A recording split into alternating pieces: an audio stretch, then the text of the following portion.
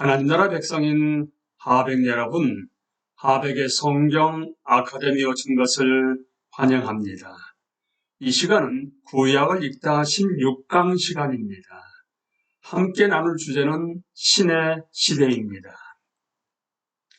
우리는 이 시간에 하나님이 자기 백성을 구원해 내신다. 출애굽기 12장에서 15장까지의 내용을 살펴봅니다. 하나님이 자기 백성을 구원해 내신다.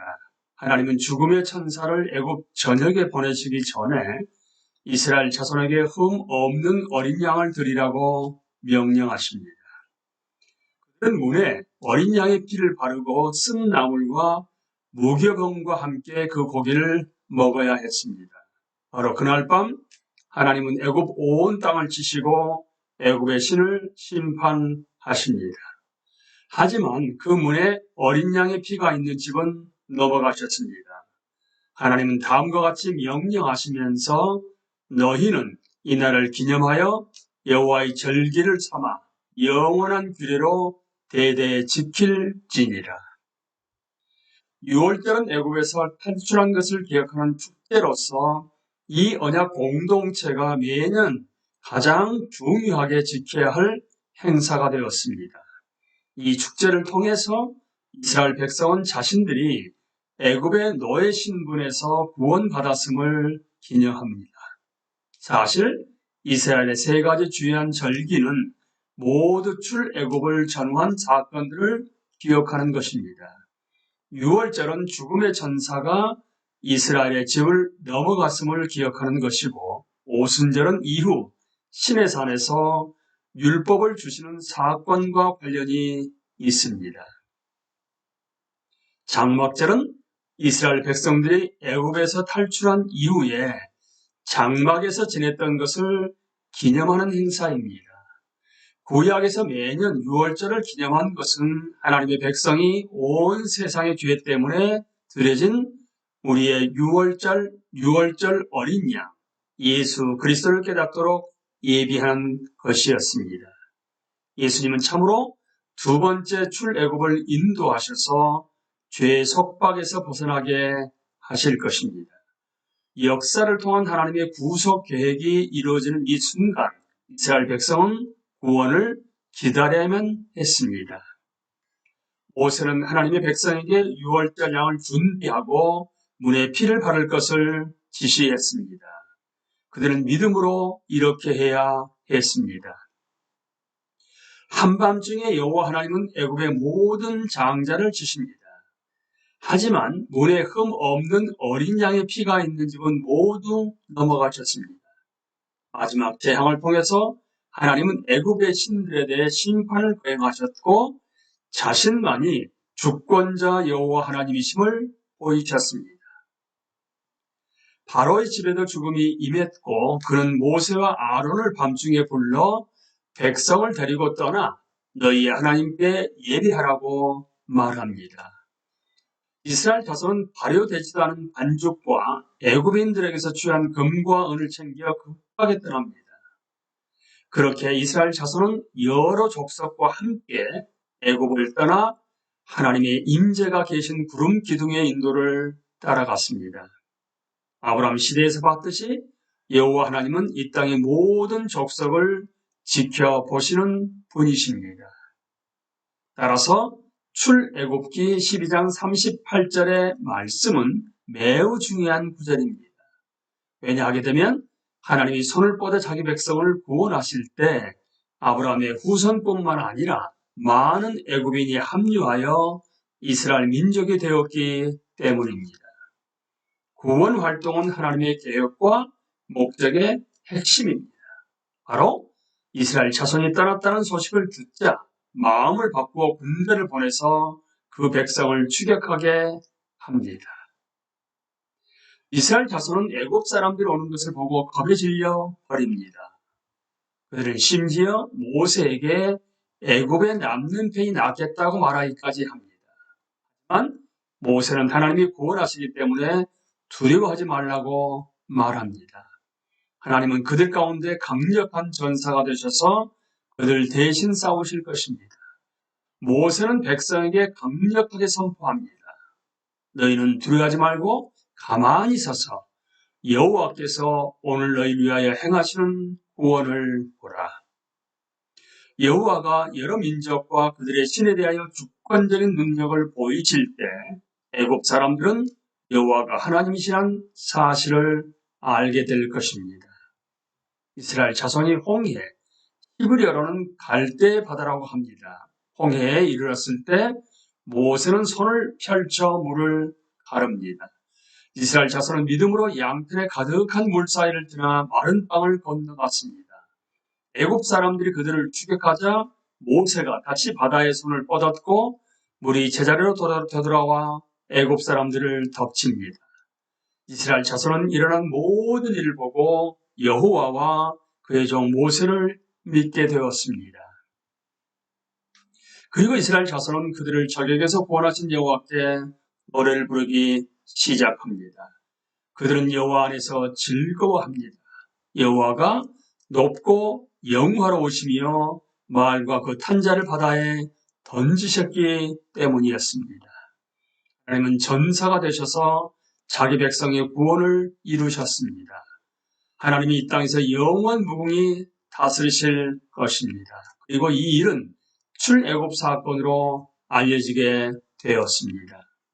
이제 우리는 모세 언약, 하나님이 시내산에서 이스라엘과 언약을 맺다, 출애굽기 19장에서 24장까지 내용을 함께 나눕니다. 성경의 여러 장이 전적으로 모세 언약을 다룹니다. 이스라엘 자손은 가는 길 내내 불평을 합니다. 그러다가 하나님이 모세가 하신 약속이 성취된 지 3달 후에 시내 광야에 들어섰습니다. 그들은 시내산에 진을 쳤습니다.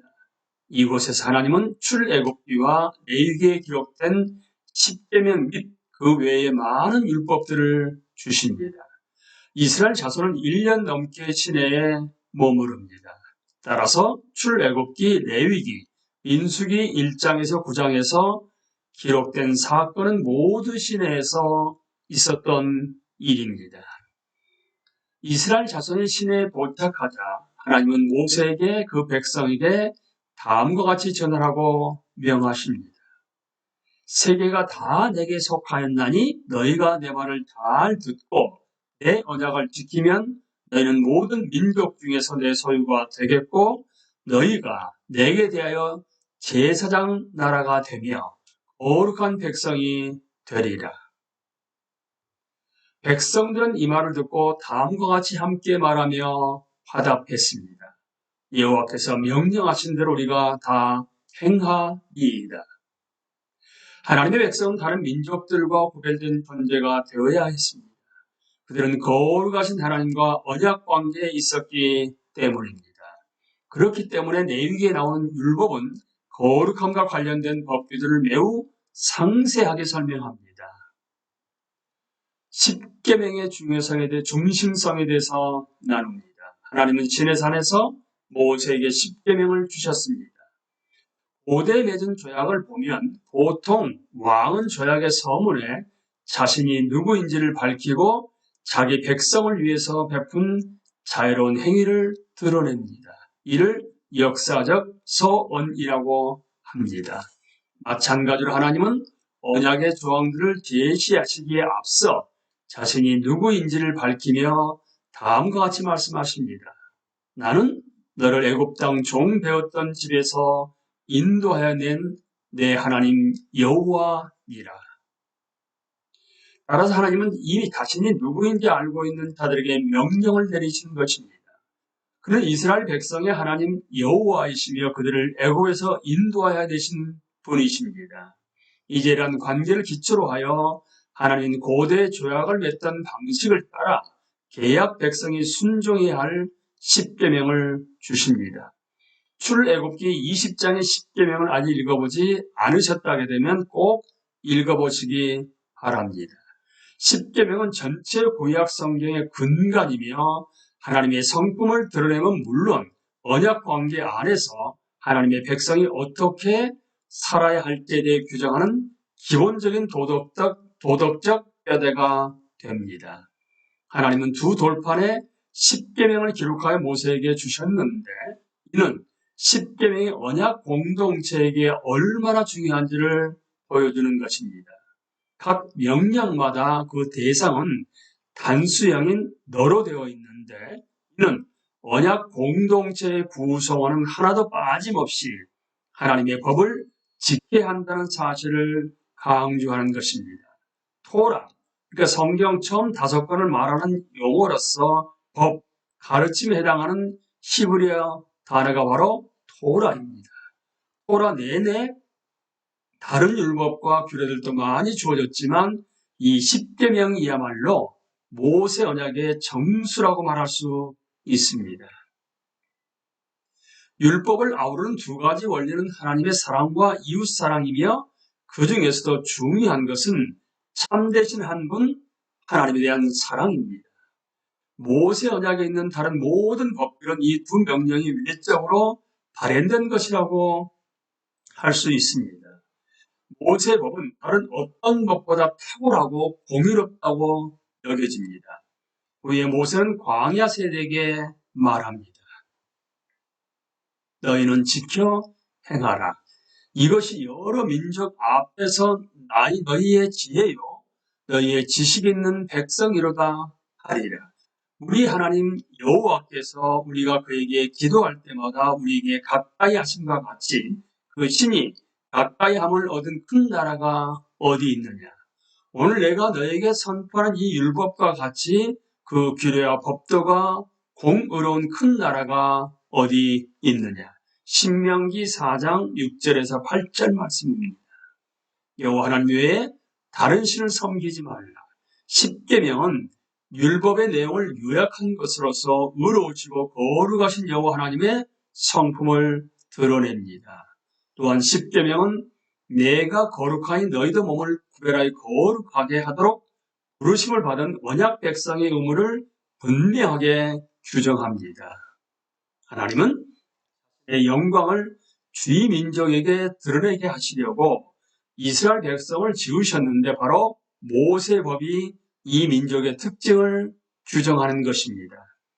특히 처음 두 계명은 하나님이 자기 백성과 맺으신 언약 관계의 핵심으로서 전체 구약 성경에도 필수적인 내용입니다. 하나님은 이스라엘 자손에게 다른 신을 내 앞에 두지 말라고 명령하십니다. 여호와만이 이스라엘의 하나님이시기 때문에 그들은 오직 하나님과 배타적인 관계를 맺어야 하는 것입니다. 하나님은 질투하시는 하나님으로서 자신과 경쟁하는 어떤 존재도 용납하지 않으시는 분이십니다. 오직 여호와 하나님만 유일하신 분이기 때문에 창조 세계에 있는 해와 달과 별들 어느 것도 예배의 대상이 될 수 없는 것입니다. 두 번째 계명은 이스라엘 자손이 우상을 만들고 섬기는 것을 엄격하게 금합니다. 다신론을 지지하는 고대 세계관과 달리 구약 성경은 소위 신들이라는 것은 사람의 손으로 지은 우상에 불과하다고 반복적으로 원명합니다. 하지만 구약 성경을 살펴보면 우상 숭배는 중요한 문제로 부상합니다. 왜냐하면 이스라엘 백성이 계속해서 여호와 하나님이 아닌 그들이 스스로 만든 우상을 예배하기 때문입니다. 첫 두 계명이 특별히 우상 숭배 문제를 다루고 있기는 하지만 모든 계명이 이스라엘에게 여호와 하나님과 배타적인 언약 관계를 맺으라고 요구한다고 볼 수 있습니다. 예를 들어 하나님은 이스라엘 자손에게 하나님이 그들의 창조주이자 구원자이심을 드러내도록 안식일에 쉬라고 명령하십니다. 하나님이 자신을 기다리는 자들을 위해서 스스로 일하시고 필요한 것을 공급하시기 때문입니다. 또한 하나님은 이스라엘 자손에게 아버지와 어미를 공경하라고 지시하십니다. 왜냐하게 되면 하나님은 우리가 사랑하고 공경해야 할 하늘 아버지이시기 때문입니다. 그리고 하나님의 백성은 살인하지 말라는 명령을 받습니다. 왜냐하면 하나님이 생명의 주인 되시며 자신의 형상을 따라 만들어진 자들의 생명을 철저하게 지키시는 분이시기 때문입니다. 하나님의 백성은 거짓 증인이 되지 말아야 했습니다. 왜냐하게 되면 하나님은 진리를 말씀하는 분이시고 하나님의 말씀은 틀림없기 때문입니다. 모든 계명은 이스라엘의 여호와와 배타적인 언약 관계를 맺고 있다는 사실을 강조합니다. 우리는 구약 성경을 연구하는 내내 이 10계명으로 다시 돌아오게 될 것입니다. 따라서 이 계명을 숙지하고 이 계명이 성경 어디에 기록되어 있는지도 파악해야 합니다. 이제 이스라엘 백성이 하나님의 법을 따르기로 하다라는 내용을 함께 나눕니다. 하나님은 모세를 선택하셔서 언약 관계에 있는 하나님과 이스라엘 사이를 중재하도록 하셨습니다. 즉 하나님이 이 백성에 가까이 오셔서 직접 말씀하신 것은 아니라는 뜻입니다. 만약 하나님이 직접 오셔서 말씀하신다면 두려운 일이 될 것입니다. 하나님은 언약의 중재자인 모세를 통해서 말씀하십니다. 그리고 연구를 계속 하다 보게 되면 예수께서 새로운 언약의 중재자가 되셨다는 사실을 깨달을 것입니다. 모세는 중재자로서 하나님이 자신에게 준 율법을 사람들에게 전했습니다. 그러자 백성은 답했습니다. 여호와께서 말씀하신 모든 것을 우리가 준행하리이다. 모세는 하나님이 말씀하신 모든 말씀을 받아 적고 시내산 기슭에서 제단을 쌓았습니다. 그리고 모세는 동물의 피를 가져다가 다음과 같이 행했습니다. 이는 모세 언약을 확립하는 공식적인 의식이었습니다. 우리는 이미 언약을 맺을 때 동물을 쪼개는 행위를 한다는 사실을 살펴봤습니다. 이러한 행위는 언약 의식에서 피가 얼마나 중요한지를 강조하는 것입니다. 하지만 1500년가량이 지난 후에는 다른 언약이 확립될 것입니다. 물론 이때도 역시 피를 통해서 언약을 세웁니다. 하지만 그 언약은 동물의 피가 아닌 훨씬 귀중한 피를 통해서 세워지게 됩니다. 이렇듯 피란 법적인 구속력을 지니게 하는 중요한 요소였습니다. 따라서 모세가 백성들에게 피를 뿌렸을 때 그들은 여호와 하나님과 엄숙하고 법적인 구속력이 있는 언약에 들어서게 된 것입니다. 모세 언약에 따르는 축복과 저주로 넘어갑니다. 레위기와 신명기에는 모세 언약에 대한 또 다른 중요한 정보가 있습니다. 우리는 이미 모세 언약에는 조항이 있으며 이는 이스라엘 자손이 언약 관계를 유지하기 위해 지켜야 할 조건이라는 사실을 살펴봤습니다. 하지만 이스라엘 자손이 하나님의 법을 따르지 않으면 어떻게 될 것인가? 이 질문은 축복과 저주의 문제로 우리를 인도합니다. 하나님은 모세 언약을 통해 이스라엘 자손과 법적인 구속력이 있는 협정을 맺으셨습니다.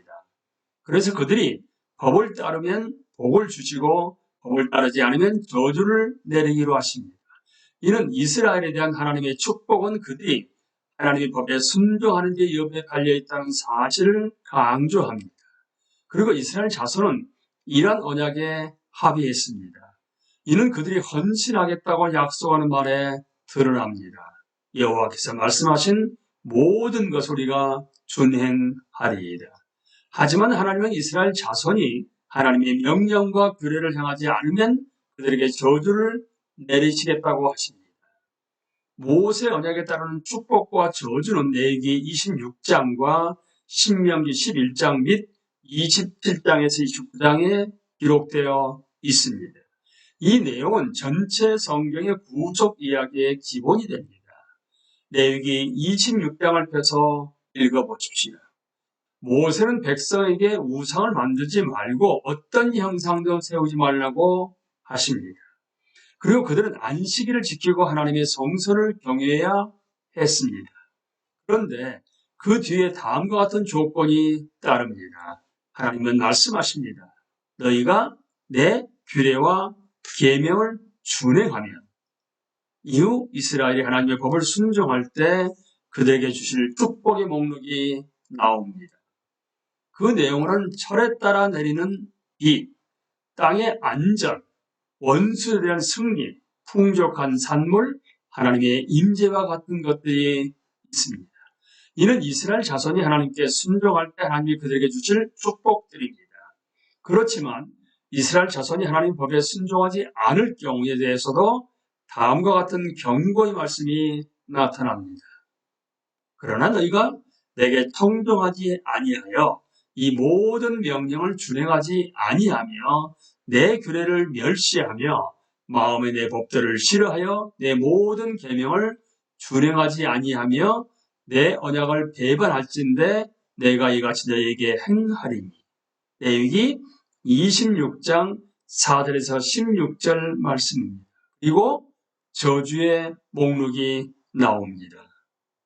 바로 이스라엘 자손이 하나님의 법에 불순종하는 것은 언약을 파괴하는 것과 같다는 사실에 주목해야 합니다. 이러한 개념은 선지자들에 대해서 배울 때 특히 중요합니다. 지금은 하나님의 법에 순종하지 않으면 모세 언약이 파괴될 수 있다는 사실만 알면 됩니다.